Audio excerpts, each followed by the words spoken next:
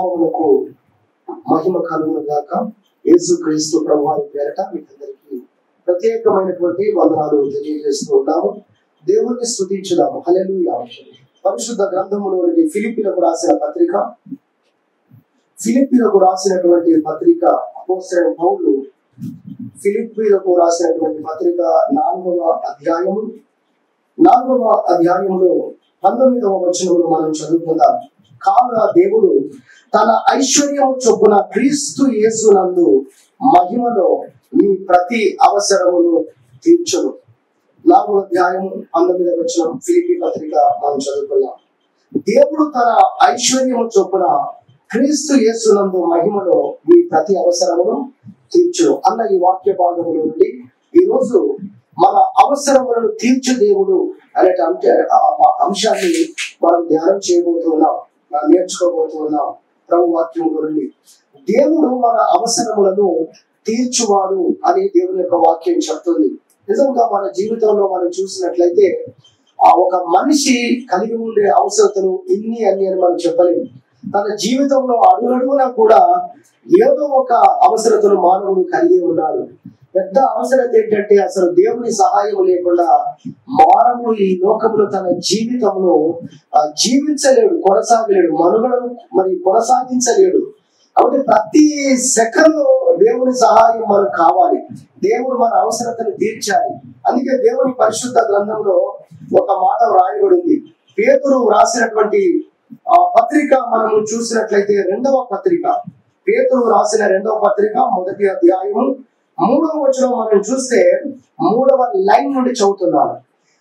దైవ భక్తి జీవమునకును భక్తికి కావలసిన వాటన్నిటిని మనకు దయచేయుచున్నందున దైవ శక్తి, భక్తి కాదు, దైవ శక్తి అనేది జీవమునకును భక్తికి కావలసిన వాటన్నిటిని దయచేస్తుంది. దేవుని యొక్క సామర్థ్యం, ఆయన యొక్క బాహుబలము ద్వారా ఆయన ఏం చేస్తున్నాడంటే మనము జీవించటానికి, అదే విధంగా 2వ పాయింట్ ఏంటి, భక్తి చేయటానికి కావలసిన ప్రతి మన అవసరాన్ని ఏం చేస్తున్నాడు దేవుడు తీరుస్తున్నాడు. ఈ ఒక్క వాక్యంలోనే 2 పాయింట్లు మనకు అర్థమైపోయాయి.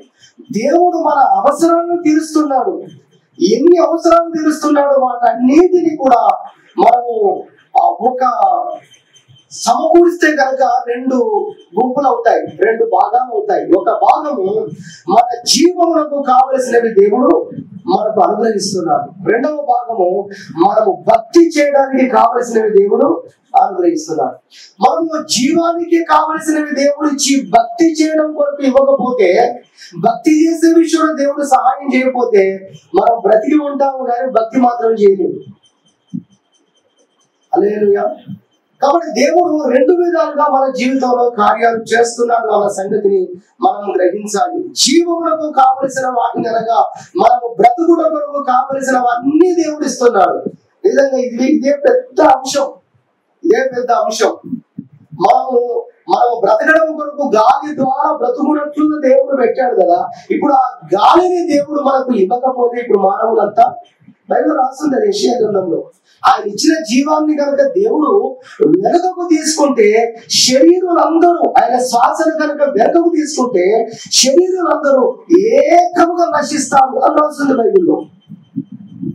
ఆ మధ్య ఢిల్లీలో ఆక్సిజన్ లెవెల్స్ లేదా స్వచ్ఛమైన ఆక్సిజన్ దొరకట్లేదు ఢిల్లీ వాసులకని పేపర్లో ఇచ్చారు. పొల్యూషన్ అంతా పెరిగిపోయిందని.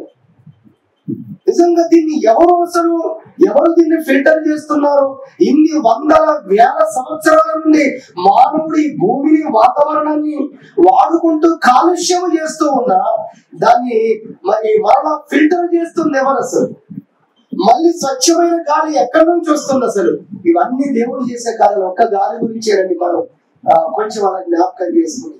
ఇక మానవుడు అతను జీవించడం కొరకు కావలసినటువంటి శక్తి, బలము, మొక్కలు కానీ అన్ని ఎదుగుట కొరకు సూర్యుని దేవుడు అనుగ్రహిస్తున్నాడు. అదేవిధంగా ఋతువులను, వర్షములు, ప్రతి కాలాలు 3 కాలాలను దేవుడు అనుగ్రహిస్తూ ఉన్నాడు. ఆహార పదార్థాలు ఇలా అన్ని మనం చూసుకుంటే ఎంతో పెద్ద అంశం. ఇదే పెద్ద అంశం. ఏది ఏమైనా మనకి ఇక్కడ అర్థం కావాలి. మనం వీటన్నిటిని బట్టి కూడా ప్రభువును స్తుతించాలి. దేవా, మేము జీవించడం కొరకు కావలసిన అనుకూలమైన పరిస్థితులను నువ్వు మాకు అనుగ్రహిస్తున్నావు కాబట్టి మేము జీవించగలుగుతున్నాం. గట్టిగా ఎండ కొట్టింది అనుకోండి, ఎవరు బయటికి రాదు కదా. ఇప్పుడు ఎంతో చల్లగా ఉందని వర్షం అనుకుంటున్నాం, ఎండాకాలంలో పరిస్థితి ఎలా ఉంటుందో మనం చూస్తాం. అదే విధంగా మొన్న వచ్చిన వర్షాలకు అసలు ఎప్పుడు బయటికి వెళ్తామా, ఎప్పుడు షాపింగ్ చేస్తామా, ఎప్పుడు వెళ్తామా, గట్టిగా వర్షం కొడితే కూడా కుదరదు. వాటిని ఏ మేరకు వర్షాన్ని పంపించాలి, ఏ మేరకు ఎండను తీసుకొని రావాలి, ఏ మేరకు చలిని ఈ భూమి మీద ప్రవేశింపజేయాలి, అన్ని కూర్చొని ఆయన ఏం చేస్తున్నాడు, వాటన్నిటిని సమకూర్చి మన జీవితాల్లో ఈ ప్రపంచంలో విడుదల చేస్తున్నాడు. ఎంత స్తుతించాలండి దేవుని మనం. హల్లెలూయా. ఎంతగా దేవుని మనం ఆరాధించాలి, ఎంతగా దేవునికి మనం కృతజ్ఞతాస్తుతులు చెల్లించాలి. ఆర్టిఫిషియల్ గా ఏదైనా మనం చేస్తే అది ఎంతో కొంతవరకే, దానితో మనిషి జీవితాంతం బ్రతకలేడు. చిన్న బిడ్డలు, అప్పుడే పుట్టిన బిడ్డలకు ఎంత టెక్నాలజీ ఉంది ఈ రోజున, ఎన్ని మెడిసిన్స్ ఉన్నాయి ఈ రోజున. కానీ అదే హాస్పిటల్ ముందు అదే చిన్న బిడ్డలు, పుట్టిన బిడ్డలు తీసుకొని వచ్చి ఆ హాస్పిటల్ ముందు ఆ ఎండ కొరకు పడిగాపులు కాస్తూ కూర్చుంటారు. దేవుని మహిమ గారుడుగా. హల్లెలూయా. పాల డబ్బ మీద మీరు ఈసారి ఎప్పుడైనా చూడాల్సి వస్తే లేదా మెడికల్ షాప్ కి వెళ్తే చూడండి, పాల డబ్బ మీద రాస్తుంటది, నేను చూశాను. దీనికంటే కూడా తల్లి పాలు శ్రేష్టమైనవి. ఇది బైబిల్ రాస్తుంది ద్వితీయోపదేశ కాండంలో. తల్లి పాలు అనేది ఇచ్చి, తల్లి పాలను మీరు అనుగ్రహించి, లేదా తల్లిలో ఆ పాలను నేను పెట్టి మిమ్మల్ని ఆశీర్వదించాడు అని బైబిల్లో దేవుడు రాయించాడు. జీవములకు కావలసిన వాటినన్నిటినీ దేవుడు మనకు అనుగ్రహిస్తున్నాడు. ఒక మానవ శరీరాన్ని గురించి నేనేం మెడికల్ స్టూడెంట్ కాదు, అవన్నీ నాకు తెలియదు, కానీ కొంచెం ఆలోచన చేస్తేనే ఎన్ని విషయాలు ఉన్నాయో. ఎలా ఉంటుంది, దేవుడా దేవుడా ల్యాబ్కి వెళ్తే ఎంత అసలు 1-2% అట. అది కొంచెం అటుపోతే నీకు షుగర్ ఉంది అంటాడు, కొంచెం ఇటు వస్తే షుగర్ లేదంటాడు, కొంచెం అటుపోతే నీకు జాండీస్ అంటాడు. ఎట్లుంటది మన ప్రార్థన అసలు. హల్లెలూయా. లెవెల్స్ అన్ని ఎవరంటే అసలు క్రియాటినైన్ గురించి చెప్తారు, కిడ్నీలో క్రియాటినైన్ గురించి మెడికల్ వాళ్ళకి బాగా తెలుస్తుంది. అది కొంచెం చాలా కష్టమైన, మీరు అన్ని తగ్గించారని అంటారు వెంటనే. ఇవన్నీ ఎవరు కంట్రోల్ చేస్తున్నారు? ఏం దొరికితే అది ఏది ఆకలి మీద తినేస్తున్నాం, హోటలా ఇల్లా ఏమీ కాదు. ఆ లెవెల్స్ ఎప్పుడు రోజు మీటర్ పెట్టి ఓర్చుకుంటున్నాము మనం. ఎన్ని నియంత్రిస్తున్నాడండి ఆయన. ఎంత స్తుతించాలండి దేవుని. హల్లెలూయా. అమ్మ పొద్దున టైంకు టిఫిన్ తయారు చేస్తే అబ్బో ఎంత సంతోషమో. నువ్వు ఈ రోజు జీవించడం కొరకు కావలసిన లెవెల్స్ అన్ని నీ బాడీలో పెట్టాడు. ఎంత స్తుతించాలి దేవుని. నువ్వు జీవించడం కొరకైనా, నువ్వు మనుగడ సాధించడం కొరకైనా వాతావరణం ఇదిగో నీకు అనుగ్రహిస్తున్నాడు. ఎంత స్తుతించాలి దేవుని, నీవు ఎంత గణపరచాలి. ఇవన్నీ ఇచ్చి కూడా మరి నువ్వేం కాకుండా నీకు కన్నీళ్ళు కాపాడాలి దేవుడు. ఓవరి రాకపోకలు ఎవరిని ఆయన కాపాడాలి. ఎన్ని డ్యూటీలు ఉన్నాయండి దేవునికి. హల్లెలూయా. ఎంత బాధ్యత ఉందండి దేవునికి. నీతో వ్యవహరించే వ్యక్తులను కూడా డీల్ చేయాలి, లేకపోతే మళ్ళీ నువ్వు అక్కడ కూడా పడుకుంటావు.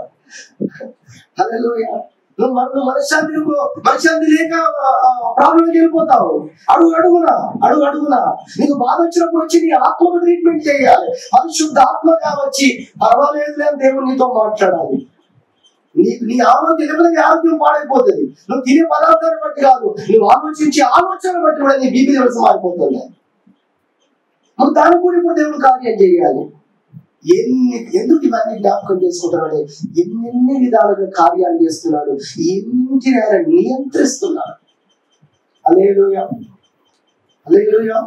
ఎంత స్తుతించాలండి దేవుని. అసలు ఈ మధ్య కొత్తగా దేవుని స్తుతిస్తున్నాను కొన్ని విషయాల బట్టి. దేవుని ఎంత స్తుతించాలి. 2 విషయాల్లో అన్నీ ఉన్నాయి, మీరు వాటిని ధ్యానించండి, ఆలోచించండి. జీవములకు కావలసిన వాటన్నిటిని దేవుడు అనుగ్రహిస్తున్నాడు. లేకపోతే ఏమంటాం, ఇంత మట్టుకు చాలు ప్రభువా. మంచి ప్రార్థన అంటే, మంచి ప్రార్థన అంటే వేరేలా కనుకోకండి, ఇది చాలా కూలుగా కూర్చొని ప్రార్థన చేస్తాం. మనం ఇప్పుడు ఏరియా ఇప్పుడు అతీతులమేం కాదు, మనం ఏరియా కంటే గొప్ప వాళ్ళమా. మనం డిసప్పాయింట్మెంట్ వచ్చినప్పుడు, నిరాశ వచ్చినప్పుడు, ఆ పరిస్థితుల్లోకి వెళ్ళినప్పుడు వేరే విధంగా కాకపోయినా దేవుణ్ణి అడుగుతాం, దేవా ఇక చాలే ప్రభు తీసుకోండి. ఏదే పని చేశాడు, భక్తుడు కదా, ప్రభు నువ్వే తీసుకో, వాళ్ళు ఎందుకు చేయడం నాకు అన్నాడు. అలా ఉంటుంది. కొన్ని పరిస్థితులు తేడా వస్తాయి. ఒక రోగం రానివ్వండి, ఒక తలనొప్పి రానివ్వండి, ఒక బొమ్మ నొప్పి రానివ్వండి, ఒక పంటి నొప్పి రానివ్వండి, కొన్నిసార్లు ఎంత ఏం చేయలేము అసలు. మన దేహము అసలు, మన ఆత్మ దేన్ని సహించగలదు, భరించగలదు. అసలు వాటన్నిటిని ఓర్చుకునే శక్తి కూడా దేవుడు ఇస్తున్నాడు. హల్లెలూయా. దేవుని కార్యము ఆరోగ్యంగా ఉన్న వారిలో కాదు, అసలు ఆరోగ్యం లేని వారిలో బాగా కనబడుతుంది దేవుని శక్తి. అన్ని అనుకూలంగా ఉన్న వారిలో దేవుని శక్తి కనబడదు ఎక్కువగా. అసలు అన్ని అనుకూలంగా లేని వారిలోనే దేవుని శక్తి, వారు నిజంగా భక్తిని చేస్తూ విశ్వాసంలో కొనసాగుతున్నప్పుడు చూడండి, అది మీరు చూడడానికి దేవుని శక్తి అక్కడ కనబడుతుంది. దేవునికి మహిమ కలుగుతుంది. హల్లెలూయా. అన్ని బాగున్నప్పుడు నీదేముందండి, అంత దేవుడు చేశాడు. ఏది బాగలేనప్పుడు నువ్వు నడుస్తున్నావు చూసావా, ఆ దేవుని శక్తిని ఆధారం చేసుకొని నడుస్తున్నావు. నీకు అక్కడ జీతం ఉంటుంది, ఫలితం ఉంటుంది, ఫలం ఉంటుంది, దైవ శక్తి కూడా కనపడుతుంది. నా వల్ల కాదు, ఆ వ్యక్తి చెప్తాడు, ఆ 300 మంది చెప్తారు, గిద్యోను సైన్యం మేము కాదు జయించింది. మరి ఇంత గొప్ప విస్తారమైనటువంటి విద్యార్థులను తరమటానికి ఈ 300 మంది ఏపాటి వాళ్ళు. ఆ ప్రతి ఒక్కరు ఇంటర్వ్యూ చేస్తే ప్రతి ఒక్క వ్యక్తి చెప్తాడు దేవుని కార్యం. వాడు జీవములకు కావలసిన ఇస్తున్నాడు. తర్వాత ఏంటంటే భక్తికి కావలసిన వాటన్నిటిని దేవుడు దయచేస్తున్నాడు. భక్తి చేయడానికి మనకి ఏం కావాలో వాటన్నిటిని దయచేస్తున్నాడు. ఇప్పుడు మనం చెప్పుకోవాల్సిన గొప్ప పాయింట్ ఏంటంటే మన పాపములన్నింటినీ దేవుడు క్షమించాడు. దేవునికి మహిమ కలుగును గాక. హల్లెలూయా. పాప క్షమాపణ అనేది ఒక వ్యక్తి పొందకపోతే అసలు భక్తి ప్రారంభం కాలేదు. భక్తి ప్రారంభం కాలేదు.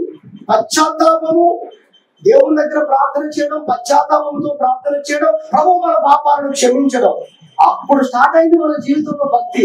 ఆయన మనల్ని క్షమించకపోతే అసలు భక్తి అనేది మన జీవితంలో ప్రారంభం కాలేదు. అందుకే బైబిల్లో ఒక అద్భుతమైన మాట రాసింది. 130వ కీర్తన 3వ వచనం, యెహోవా నీవు దోషములను కనిపెట్టి చూచిన ఎడల ప్రభువా ఎవడు నిలువగలడు? ఆయనను జనులు నీ యందు భయభక్తులు నిలుపునట్లు నీ వద్ద క్షమాపణ దొరుకును. నాకు బాగా ఆకర్షించిన వాక్యం ఇది. జనులు నీ యందు భయభక్తులు కలిగి ఉండునట్లు నువ్వు పనిచేసావయ్యా. జనులు నీ యందు భయభక్తులు నిలుపునట్లు, వారు భయభక్తులు కలిగి ఉండునట్లు, వారు భక్తి చేయునట్లు, వారు భయం కలిగి ఉన్నట్లు నువ్వేం చేస్తావంటే వారి పాపములను క్షమించావు నీవు. అందుకే కొన్ని పెట్టొస్తున్నారు వాళ్ళు. హల్లెలూయా. అందుకే నిన్ను ఆరాధిస్తున్నారు, నేను స్తుతిస్తున్నారు. ఆయన కార్యం చేయకపోతే మనం అక్కడే పడి ఉండేవారము. కాబట్టి మన భక్తి కొరకు కూడా కావలసిన వాటన్నిటిని దేవుడు దయచేస్తూ ఉన్నాడు అన్న విషయాన్ని, మన ప్రతి అవసరాన్ని ఆయన తీరుస్తున్నాడు. ఆయన వాక్యాన్ని మనకి ఇచ్చాడు. ఆయన మన పాపములని తొలగిపోయినట్లుగా ఆయన తన కుమారుణ్ణి మనకి ఇచ్చాడు. యేసు క్రీస్తుగా ఈ లోకంలోకి దేవుడే వచ్చాడు లేదా దైవ కుమారుడుగా వచ్చాడు, దైవ కుమారుడు వచ్చాడు లేదా ఆయన ఇచ్చాడు మనకు. అది రాసింది 8:32 రోమా. తన సొంత కుమారుణ్ణి అనుగ్రహించాడు అని ఉంటుంది అక్కడ. సొంత కుమారుని, అద్వితీయ కుమారుని అనుగ్రహించాడు. యోహాను 3:16 అక్కడ కూడా రాయబడి ఉంది. ఆయన కుమారుని మనకు అనుగ్రహించాడు. యెషయా 9:6 అక్కడ కూడా రాయబడి ఉంది. ఆయన మనకు కుమారుని అనుగ్రహించాడు. ఆయన రక్తము ద్వారా ఈరోజు మన పాపాలు కడిగివేయబడ్డాయి. నరకమును తప్పించుకోగలిగాము. మళ్ళీ పరిశుద్ధపరచబడ్డాం. అయిపోయిందా? ఇప్పుడు మళ్ళీ పాపం చేయకుండా ఉండాలంటే పాపం ఏంటో తెలియాలి, పరిశుద్ధత ఏంటో తెలియాలి. ఇదిగో వాక్యం ఇచ్చాడు, అది చదువుతున్నాం. చెయ్యాలని, అలా జీవిస్తే మంచిది, పరలోకం వెళ్తాం, గొప్ప ఫలితాలు ఉన్నాయి తెలుస్తుంది. చేసే శక్తి లేదు. ఇదిగో పరిశుద్ధాత్మ ఇచ్చాడు. దేవునికి మహిమ కలుగునుగాక. హల్లెలూయా. చేసే శక్తి నీకు కలుగునట్లుగా ఆయన తన ఆత్మను నీలోకి నాలోకి పంపించాడు. కాబట్టి భక్తి చేయడానికి కూడా ఎన్ని కార్యాలు చేస్తున్నాడని కూడా మనం గ్రహించాలని ప్రభు పేట జ్ఞాపకం చేస్తున్నాం. అందులో నుంచి 2 విషయాలు విన్నాం. 2 టైటిల్స్ గా, పెద్ద టైటిల్స్. ఒకటి జీవానికి కావలసిన ఇస్తున్నాడు, రెండవది భక్తి చేయడానికి కావలసిన ఇస్తున్నాడు. దాన్ని బట్టి దేవుణ్ణి మనం స్తుతించాలనేది మనం 2 విషయాలు విన్నాం. ఈ మన అవసరములను తీర్చే దేవుడు అనడానికి ఒక 3 విషయాలు, ప్రత్యేకంగా 3 విషయాలు జ్ఞాపకం చేసి ముగిస్తాను. ఒకటి, ఆయన మొట్టమొదటిగా మన అవసరతను ఆయన ఎరిగిన దేవుడుగా ఉన్నాడు. దాన్ని బట్టి మనం ఎంతో దేవుని స్తుతించాలి నిజంగా. ఎందుకు అంటే మన అవసరత ఏంటో మనుషులు కాదు, కొన్నిసార్లు మనకే తెలియదు. నిజానికి మన అవసరత ఏంటో, నిజానికి మన అక్కరేంటో, నిజానికి మనకు ఆ సమయంలో, ఆ గడియలో మనకు ఏది అవసరమో కొన్నిసార్లు మనకు కూడా తెలియదు. అందుకే మనం ఇది కావచ్చు, అది కావచ్చు అనుకొని వాటన్నిటిని తీసుకుంటాం, వాటన్నిటిని మనం పొందడానికి ఆశపడుతుంటాం. కానీ మనం కానీ ఉండిపోతాం, మనం కానీ మిగిలిపోతాం. మళ్ళీ పొద్దునే మళ్ళీ ఆకలి, మళ్ళీ ఎదురు చూపు. అదేంటి, నేను దీని ద్వారా నా జీవితం ఫుల్ఫిల్ అవుతుంది అనుకున్నాను కదా. కానీ ఆన్సర్ ఏంటంటే, ఫలితం ఏంటంటే కాలేదు. మళ్ళీ ఆ పరిస్థితుల్లోనే ఉండిపోయాము. సామెత ఉంది కదా, ఎక్కడ వేసిన గొంగలి అక్కడే. అంటే మనం సమస్యను కనుగొనడంలో విఫలమైపోయాం.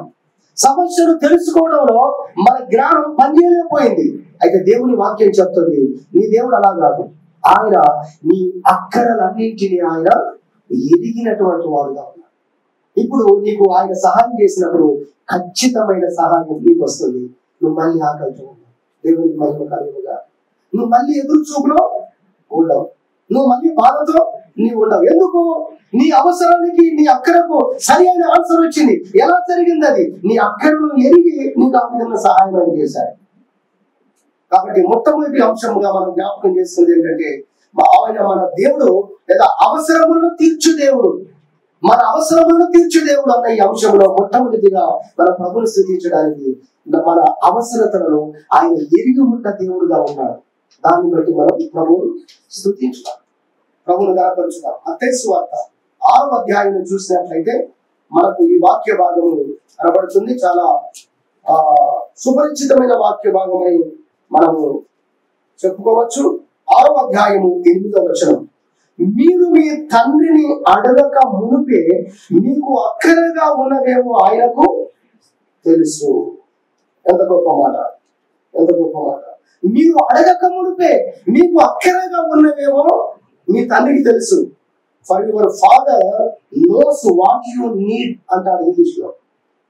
నీకు ఏం కావాలో, ఏది నీడో, ఏది అవసరమో నీ తండ్రికి అది తెలుసు అనేటువంటి మాట మనము ఇక్కడ చూస్తున్నాము. తెలుగు బైబిల్, ఇంగ్లీష్ లో కూడా పదాన్ని అలా రాయడం జరిగింది.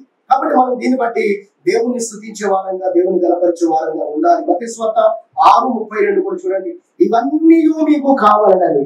ఇవన్నీ అంటే ఎన్ని నీకు కావాలో అవన్నీ నీకు కావాలని నీ దేవునికి తెలుసు. అంటే కొంతమంది ఎలా ఉంటారంటే, ఇది దేవునికి తెలియదేమో, వారి ప్రార్థన అలా ఉంటుంది. ఇది దేవునికి తెలియదేమో, ఈ అంశం దేవుడు చూశాడో లేదో, అంటే మనిషిలాగా. అంటే దేవుడి గురించి చాలాసార్లు మనకు సరి అయిన అవగాహన లేకపోవడమే దీని యొక్క లోపం లేదా పర్యవసానం. సరి అయిన అవగాహన లేకపోవడం. దేవుడు మన బట్టల నుంచి కూడా కేర్ తీసుకుంటాడని చెప్తే అవునా అని మనం అనేవాళ్ళం. కానీ బైబిల్ అది రాసి ఉంటుంది. హల్లెలూయా. ఎందుకు ఇది ఇక్కడ నేర్చుకుంటున్నాం అంటే, అన్ని తెలుసు ఆయనకు, అన్ని తెలుసు, అన్ని తెలుసు. నీకేం కావాలని ఆయనకు తెలుసు. మీకు అక్కరంగా ఉన్నవేమో ఆయన తెలుసు. ఇవన్నీ కావాలని, ఇవన్నీ వేసుకోవడానికి వస్త్రం, తినడానికి తిండి, అన్ని కావాలని దేవుడు తెలుసు. మంచి నున్నని గుండు దేవుడు నాకు ఇచ్చి ఉంటే తలతల తెలిసి నేను సంతోషించేవాడిని అసలు కాదు. అది లేని వాళ్ళు ధైర్యంగా ఉన్నారంటే, దేవా నీకు కోటి స్తోత్రాలు అంటారు. ఇవి నా బలహీన పరిస్థితి పెట్టిన దేవుడిని ఇది వెంట్రుకలు ఇచ్చారనుకుంటారు. ఇక్కడ ఈ గ్రౌండ్ లో ఇన్ని వెంట్రుకలు ఉండాలని దేవుడు అలా అనుకున్నాడండి. ఈ తల మీద దేవుడికి మహిమ కలుగుతుందా? నువ్వు కోరావా? నువ్వు అడిగావా? ఆదాం అడిగాడు, అసలు లేనే లేడాడు. మనం ఈరోజు పుట్టి అడుగుతున్నాము దేవునికి, పుట్టి మెను ఇస్తున్నాము దేవునికి. హోటల్కి వెళ్ళినప్పుడు ఇది తీసుకురా, అది తీసుకురా, మెను చూసి చెప్పినట్టుగా మనమేదో పుట్టి రోజు ప్రభు ఇది ఆలోచిస్తున్నావా, అది ఆలోచిస్తున్నావా? నువ్వు పుట్టక ముందు నీకు ఏం కావాలి అన్ని ఆలోచించి అన్ని పెట్టి నీకు తర్వాత ప్రవేశింపజేశాడు ఈ లోకంలో. నువ్వు రాకముందే లోకం ఉంది నీ కోసం. దేవునికి మహిమగాడు కాక. అలా ఏది అవసరమో ఆయనకు తెలుసు. ఆదాము మళ్ళొక ఆదామును ఎందుకు ఇవ్వలేదు? ఈ మధ్య కొత్తగా వచ్చింది, ఆదాము మళ్ళొక ఆదామును ఎందుకు ఇవ్వలేదు? సాటి అయిన సహాయం అంటే అవ్వ రావాల్సిందే, అది ఆయన తెలుసు అండి. సాటి అయిన సహాయం ఈమె మాత్రమే. ఆమె విలువను తెలుసుకోవడానికి అన్ని తీసుకొచ్చాడు. అన్ని తీసుకొస్తే ఏమి ఆదాంకి ఏం సాటిస్ఫాక్షన్ లేదు, మొహంలో కనబడి ఉంటుంది. హల్లెలూయా. కానీ అవ్వను చూసినప్పుడు ఆయన పెద్ద పోయంలే కలుపుతాలే చేసినాయి. ఓ నా ఎముకలో ఎముకని ఎన్ని చెప్పాడు, పద్యాలు పాటలే వాడేసాడు. ఒక కొత్త సృష్టి. ఈ మధ్య ఈ విషయాన్ని ఆలోచన చేస్తున్నప్పుడు ఒక్క మాట వచ్చింది, ఒక అద్భుతమైన పాట ఏంటంటే, దేవుడు సృష్టికర్త. దేవుడు సృష్టికర్త అంటే ఎంత గొప్పగా అర్థమైందంటే, నేను 2 దినాల క్రితం ఆయన ఈ ప్రపంచంలో లేనిది, దాని ఉనికి లేని దాన్ని ఆయన సృష్టిస్తాడు. లేని దాన్ని ఊహించుకుంటే ఎవరైనా ఊహించుకుంటారు? ఇక్కడ ఉంటే ఊహించుకుంటారు. లేని దాన్ని ఊహించుకుంటే ఎవరెవరు ఊహించుకోలేరు. సృష్టికర్త అంటే అంత గొప్ప అర్థం ఉందండి ఆయన. ఈ ప్రపంచంలో లేని దాన్ని సరికొత్తగా ప్రవేశపెడతాడు. అది సృష్టికర్త అంటే. ఈ జీవితంలో అలాంటి గొప్ప కార్యాలు చేసే దేవుడు అని సృష్టికర్త అన్న అంశం నుంచి నేర్చుకున్నాను కదా 2-3 రోజుల కిందట. దేవునికి మహిమ కలుగును గాక. ఆయన మన అక్కర్లను, చెప్పండి అందరూ, మన అక్కర్లను ఎరిగిన వాడు అన్న విషయాన్ని మనం జ్ఞాపకం చేసుకుని దేవుణ్ణి మనం స్తుతించాలి, దేవుణ్ణి మనము ఆరాధించాలి అనే విషయాన్ని దేవుని వాక్యంలో మనం నేర్చుకుంటున్నాం. అంతేకాదండి, నిజమైన మన అవసరం ఏంటో ఆయనకే తెలుసు. అంతేకాదు, ఇంకా చెప్పాలంటే మన యొక్క అవసరత యొక్క లోతు ఆయనకు తెలుసు. ఈ మాట చాలా బాగుంది కదా. మన అవసరత యొక్క లోతు, అసలు నిజానికి నీ అవసరత ఏంటో అది దేవునికి మాత్రమే తెలుసు. మనము హన్నా గురించి నేర్చుకున్నప్పుడు ఈ విషయాన్ని మనము అప్పుడు ఆ రోజు కూడా జ్ఞాపకం చేసుకున్నాం. హన్నాకున్న బాధ ఏంటి? అసలు ప్రపంచంలో ప్రజలందరి ముందు ఆమెకున్నటువంటి ఆ పిల్లలు లేరు అనేటువంటి ఆ మాట, ఆ పదము నా జీవితంలో తొలగించబడాలనే ఒక బలమైన లోతైన వెలితిని ఆమె తన జీవితంలో కలిగి ఉంది. దేవుడు దాన్ని గుర్తించి దాన్ని తీర్చడం కొరకు ఆయన వాగ్దానం చేశాడు, కార్యం చేశాడు. వాగ్దానం చేసిన రోజే ఆమె దుఃఖం అంతా ఎగిరింది. అందుకే ఆ విషయాలు మనం చెప్పుకున్న రోజున ఈ పాయింట్ చెప్పుకున్నాం. ప్రభు నాకు ఒక కుమారుణ్ణి రిటర్న్ గా నీకు ఇచ్చేస్తాను. నీ అక్కరను ఎరిగిన వాడు, నీ అవసరతను ఎరిగిన వాడు, నీ అక్కరలన్నింటినీ కూడా ఎరిగిన వాడు ఆయనే కనుక ఆయన స్తుతించడం. ప్రభు, ఈ ప్రపంచంలో ఎవరు దాన్ని గుర్తించకపోయినా నువ్వు గుర్తిస్తావు. ఒక యవనస్తుడు అందరినీ ద్వేషించడం మొదలు పెట్టాడు. ఎవరితో సరిగా మాట్లాడు, మనుషులు అంటేనే ద్వేషం ఆయనకు. యవన కాలంలో అలా పెరిగాడు. చాలా సార్లు పోలీస్ స్టేషన్కి వెళ్ళాడు, చాలా దెబ్బలు తిన్నాడు, మళ్ళీ వచ్చాడు, మళ్ళీ అదే పని, అందరిని కొట్టడం, తిట్టడం, గందరగోళం, రౌడీగానే బతుకుతున్నాడు. అతన్ని చూసి ఒక పోలీసు అధికారి అతను కూర్చోబెట్టి ఒకసారి చక్కగా అతని కూల్ డ్రింక్ ఇచ్చి కూర్చోబెట్టి మాట్లాడాడు. ఎందుకు ఇలా తయారయ్యా, ఎందుకు ఇలా నీ జీవితం అయిపోయింది అన్నప్పుడు అని చెప్పాడ. బాల్యంలో తల్లిదండ్రులు చనిపోయారు. తల్లి తండ్రి లేనటువంటి ఒక అనాథ బిడ్డకు పట్టడు అన్నం పెట్టే మనిషి ప్రపంచంలో నాకు కనబడలేదు, లేదా నేను నివసిస్తున్న ప్రాంతంలో నాకు కనబడలేదు. స్వార్థపూరితమైన మనుషులు, ఇలాంటి మనుషులు ఎందుకు అసలు భూమి మీద అని చిన్ననాటి నుండి మనుషుల మీద ద్వేషం పెంచుకున్నాను అని చెప్పాలి. ఆ జైలు లేదా ఆ పోలీస్ అధికారి ఎవరైతే ఉన్నారో ఆయన అతనికి దేవుని ప్రేమను చూపించి దేవుని మాటలను చెప్పి అతన్ని ప్రోత్సహించాడు. ఆ తర్వాత అతడు మార్పు చెంది మారుమనసు పొంది బాప్తిస్మం తీసుకొని తర్వాత దేవుని సేవకుడు అయ్యాడు. దేవుని మహిమ కలుగుగా. ఎలా జరిగింది? ఆయన లోతైన అవసరత. అసలు ఏ సమస్యలు ఎన్ని కొట్టినా మారట్లేదు, ఎన్నిసార్లు పోలీస్ స్టేషన్లో వేసినా మారలేదు. ఎందుకు తన జీవితంలో మార్పు లేదు? లోపల తన జీవితంలో ఒక భయంకరమైనటువంటి వేదన కలిగి ఉన్నాడు.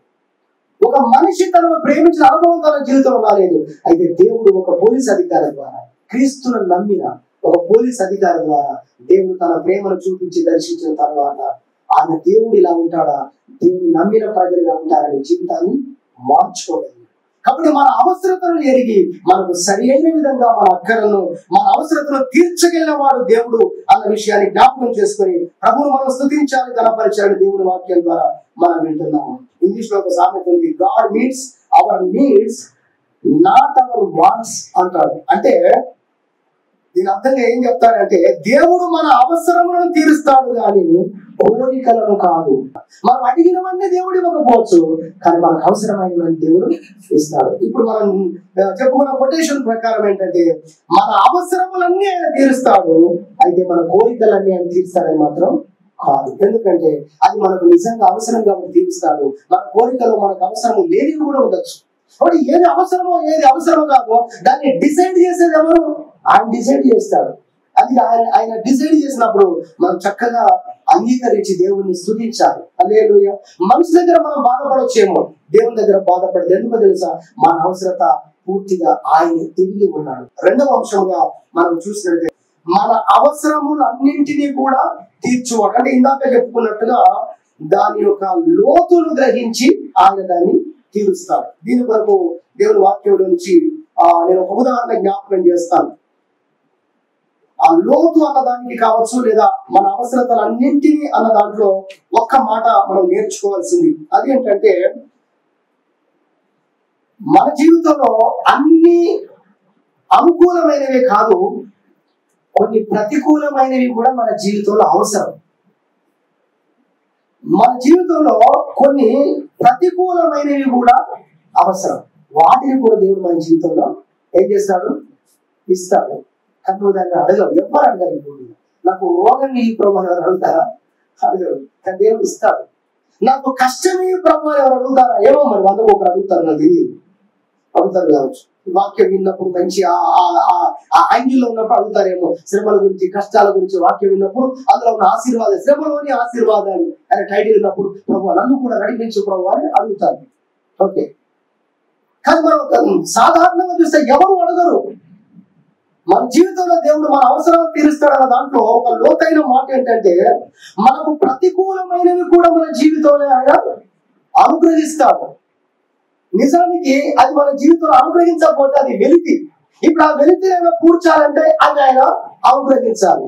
చూసారా, మన జీవితంలో అవసరాన్ని తీరుస్తాడు అన్న దాంట్లో మనకు శ్రమలు, కష్టాలు కూడా మన జీవితంలో దేవుడు అనుగ్రహిస్తాడు. అది కూడా మన అవసరతే.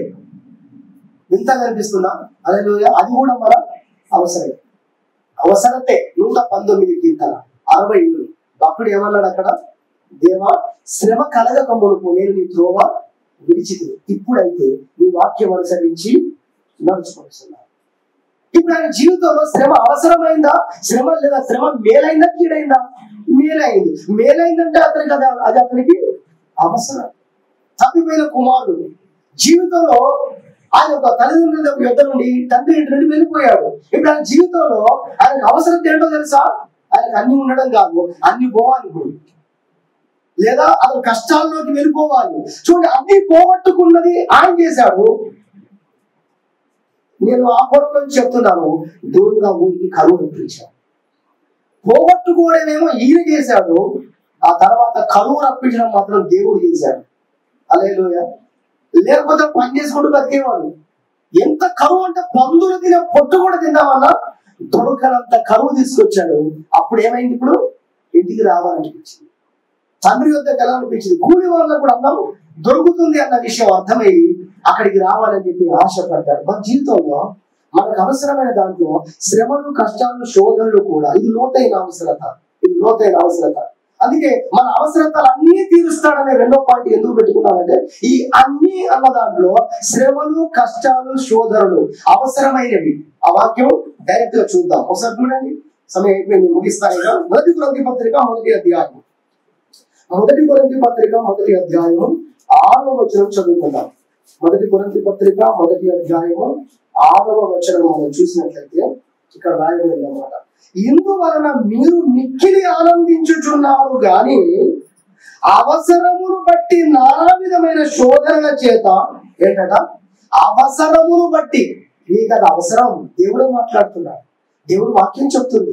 మీకు అవసరం, అది అవసరాన్ని బట్టి నానా విధములైన శోధనల చేత ప్రస్తుత కొంచెము కాలము మీకు దుఃఖము కలుగుతున్నది.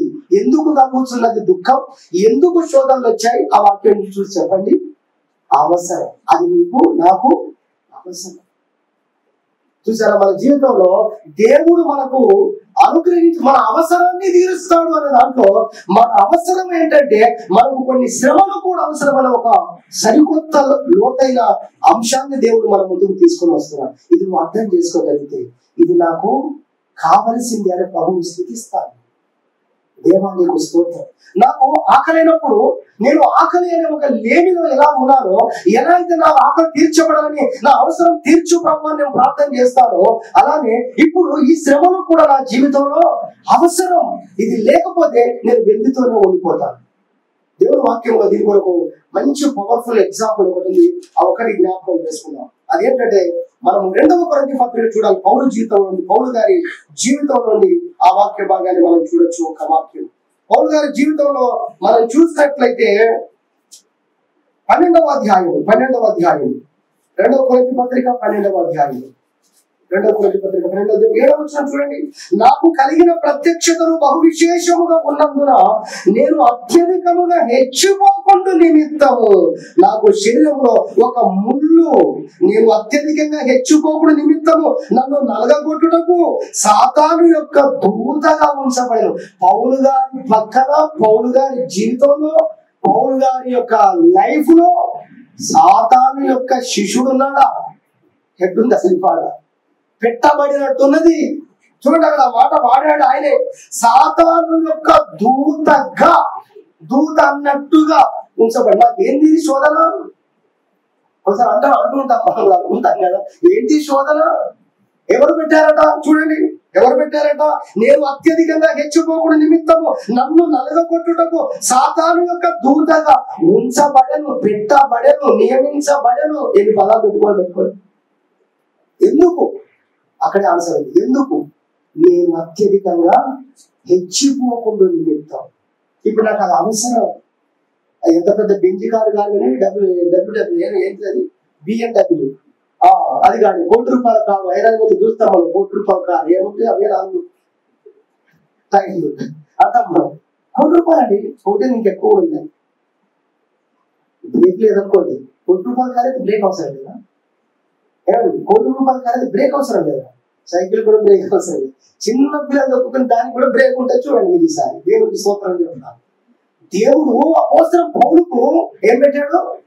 బ్రేక్ పెట్టాడు. ఎందుకో తెలుసా? ఆయన ఉన్న ఆధిక్యతలు, వరములు అంతా ఇంత మనం ఇదే చూస్తాం, అది కూడా చూడాలి. ఆయన అంత లెవెల్లో పెట్టాడు దేవుడు. మరి అంత లెవెల్లో కార్లు తయారు చేసినప్పుడు దానికి మామూలు బ్రేక్స్ ఉండవండి. మామూలు కార్లో ఉండే బ్రేక్స్ ఉండవు. ₹1,00,000 కాదు. మామూలు కార్లో ఉండేటువంటి ఆ ఎయిర్ బెలూన్స్ దాంట్లో ఉండవు. ఇంకా కాస్ట్లీ బెలూన్స్ ఉంటాయి. ప్రమాదం జరిగినప్పుడు ఏం కాదు. కొన్ని కార్లు అయితే పల్టీలు కొట్టినా మళ్ళీ కరెక్ట్ పొజిషన్ వచ్చి ఉంటుందంట. ఏంటండి, పల్టీలు కొట్టినా కూడా మళ్ళీ లాస్ట్ పల్టీ ఎలా ఉంటది? కరెక్ట్ పొజిషన్ ఉంటుంది.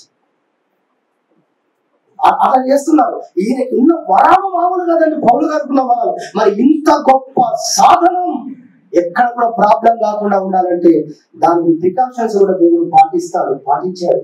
అతను ఎలా ఉంచాలో, ఏ పొజిషన్ల మధ్యలో ఉంచితే ఆయన జర్నీ అద్భుతంగా ఉంటుందో అలా పెట్టేశాడు పౌలు గారు. ఆయనకే ఉంటే మనం ఉండద్దా? సోదరులు చెప్తారు. అదే అది నీ అవసరత.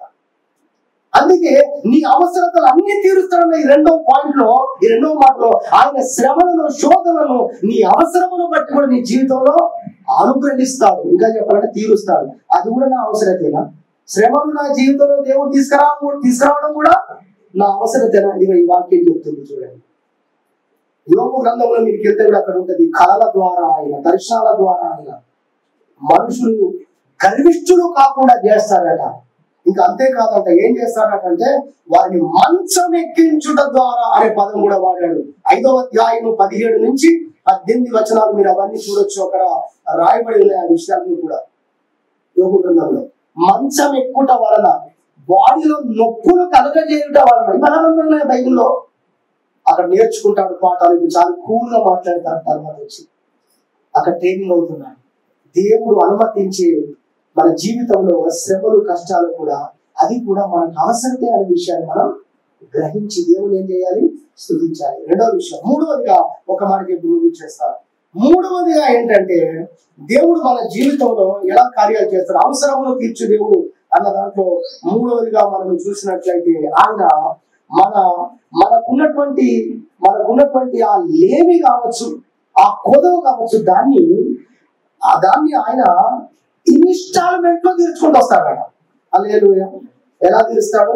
మన అక్కర చొప్పున అనే పదం వాడబడింది. ద్వితీయోపదేశ కాండం 15వ అధ్యాయం 8వ వచనంలో రాస్తుంది ఈ మాట. ఏంటంట? ఆయన తన కార్యాన్ని ఎలా చేస్తాడంటే మన యొక్క అక్కర చొప్పున కార్యాలు చేసుకుంటూ వస్తాడట. మనం మొత్తం చేసి పెట్టు ఉంటాం. ఏ మేస్త్రి కూడా ఇల్లు ఎక్కడన్నా గట్టి తీసుకొచ్చి మన ఇంటి దగ్గర పెడతాడా? మనం ఖాళీ ప్లేస్ లో పెడతాడా? క్రమక్రమంగా చేస్తాడు, కడతాడు ఇల్లు కదా. దేవుడు కూడా మన జీవితాల కార్యాలు, మన అవసరాలు ఎలా తీర్చుకుంటూ వస్తాడు అంటే ఆయన క్రమక్రమంగా, ఇంకా చెప్పాలంటే ఇంగ్లీష్ లో ఇన్స్టాల్మెంట్ అంటే అందరికి తెలుసు, చదువు రావాలో కూడా తెలుసు. ఇన్స్టాల్మెంట్ కట్టాలట. కాబట్టి ఇన్స్టాల్మెంట్ లో మన అవసరాలు దేవుడు తీర్చుకుంటూ వస్తాడు అన్న విషయాన్ని మనము ఆలోచన చేయాలి. దాంట్లో ఆయన ఎలా చేస్తాడు అనేది కూడా మనం ఇంకా లోతుగా ఆలోచన చేస్తే, నువ్వు అడుగుతావు దేవుడు నేను అవసరం తీర్చుమని, ఆయన ఎంత తీరుస్తాడంటే నిజానికి ఎంతగా నీ జీవితంలో నీ అవసరం తీర్చాలో అంతగా ఆయన తీర్చేవాడుగా ఉన్నాడు. దాని బైబిల్లో ఒక 2 వాక్యాలు చూపించి ముగించేస్తాను సమయానికి. మత్తయి సువార్త 5వ అధ్యాయం 41వ వచనం అంటాడు, ఒకడు 1 మైలు రమ్మంటే 2 మైళ్ళు వెళ్ళు అన్నాడు. దాని అర్థమైంది, ప్రభు 2 మైళ్ళు వెళ్ళమని ఎందుకు చెప్పాడు? ఆయన తెలుసు ఆ అడిగేవాడు నిన్ను కొంచెమే అడుగుతున్నాడు. కానీ నువ్వేం చేయాలి తెలుసా? ఆయన అవసరత తెలుసుకొని అక్కడ దాకా దాన్ని ముగించు. ఆ అవసరతను పూర్తి చేయి. అతనికి కావలసిన కొదువ ఏదైతే ఉందో దాన్ని సంపూర్ణంగా నువ్వు నెరవేర్చు. అది దానికి అర్థం. దేవుడు చెప్పినటువంటి ఆ మాట యొక్క అర్థం. దీన్నే ఎఫెసీ పత్రిక 3వ అధ్యాయం 20-21 వచనం అంటాడు, అడుగు వాటన్నిటికంటే ఏంటండి, ఊహించు వాటన్నిటికంటే అత్యధికంగా చేస్తాడు. నువ్వు అడిగేది చాలా చిన్న ఉన్నది, నీకు తెలియదు అసలు ఏం అడగాలో కూడా తెలియదు. అందుకే ఏం అడగాలో కూడా బైబిల్లో దేవుడు రాయించాడు. కడవరి వానకాలమున వర్షము దయచేయమని యెహోవాను వేడుకొనడి. కోత విస్తారముగా ఉన్నది, పనివారు కావాలని కోత యజమానుని వేడుకొనడి. దీన్ని ఉన్నాయండి అంశాలు, బైబిల్లో అంశాలు రాసుకుంటుకోండి, మీ బుక్కులు వెళ్ళిపోతాయి. హల్లెలూయా. ఏమి అడగాలో కూడా మనకు తెలియదు, ఆయన రాయించాడు. ఏమి అడగాలో కూడా ఆయనే రాయించాడు. మనం అడిగిన దానికంటే కూడా, మనం ఊహించిన దానికంటే కూడా నిజంగా నీకు ఏది అవసరమో అది దాన్ని ఆయన చేసేవాడుగా ఉన్నాడు. అంతగా దాన్ని కూడా ఆయన అవసరము చొప్పున, అక్కర చొప్పున, క్రమక్రమముగా నీ జీవితంలో దాన్ని ఆయన చేసేవాడుగా ఉన్నాడు అన్న విషయము 3వ అంశముగా దేవుని వాక్యంలో మనము నేర్చుకుంటూ ఉన్నాము. దేవుని వాక్యంలో నేర్చుకుంటూ సొలొమోను అడిగాడు, ప్రభువా నాకు జ్ఞానం ఇయ్యాలి. కానీ అది సరిపోదు. ఒక జ్ఞానం ఇస్తే సరిపోదు, బతుకొద్దా, జీవం వద్దా? ఆయన అడిగింది ఒకటి అవసరం కదా. ఆయనకి ఎన్ని కావాలో అవన్నీ కూడా దేవుడు ఏం చేశాడు? ఆయనకి ఇచ్చాడు. దేవునికి మహిమ కలుగును గాక. హల్లెలూయా. వాటి 3 విషయాలు ముగిస్తున్నాను. ఒకటి, అవసరములను తీర్చు దేవుడు అన్న అంశంలో మొట్టమొదటిగా ఆయన మన అవసరతను ఎరిగి ఉన్న దేవుడుగా ఉన్నందుకు దాన్ని గ్రహించి ప్రభువును స్తుతించుదాం. కలవరపరిచి, బాధ పెట్టి, ఇబ్బంది పెట్టి ప్రతి ఆలోచనకు ఈ వాక్యం చేత చెక్ పెడతాం. ప్రభువును స్తుతించుదాం. సరిగి అటువంటి భావము నీకు వస్తున్నప్పుడు, లేదు నా దేవునికి నా అవసరత అంతా ఆయనకు తెలుసు, నా అక్కర్లను ఆయన ఎరిగినట్టుగా అసలు ఈ ప్రపంచంలో ఎవరు ఎరిగి ఉంటారు? దేవుడు కాక ఇంకెవరు తెలుసుకుని ఉంటారు అని మనం గ్రహించిన వారిని, ప్రభు నా అక్కర్లన్నీ నీకే తెలుసు, నాకు అక్కరగా ఉన్నది నీకు తెలుసు అని ప్రభు మనం స్తుతించుదాం ఆ పరిస్థితులు, ఆ సమయాల్లో కూడా. రెండవదిగా మనం నేర్చుకున్నాం దేవుని యొక్క వాక్యంలో నుండి, మన అవసరతను తీర్చువాడు అన్న దాంట్లో దాని లోతును ఆయన చూసేవాడు అనేది మనము రెండవదిగా నేర్చుకోవడం జరిగింది. మూడవదిగా ఆయన మనకున్నటువంటి కొనుగోలను ఇన్స్టాల్మెంట్ విధానంలో మన అక్కర చొప్పున క్రమక్రమంగా దాన్ని ఆయన తీర్చుకుంటూ వచ్చేవాడు అన్న విషయాన్ని మనం దేవుని వాక్యం నుండి నేర్చుకున్నాం. దేవుని వాక్యం అందరి నిమిత్తమై దీవించిన గాక.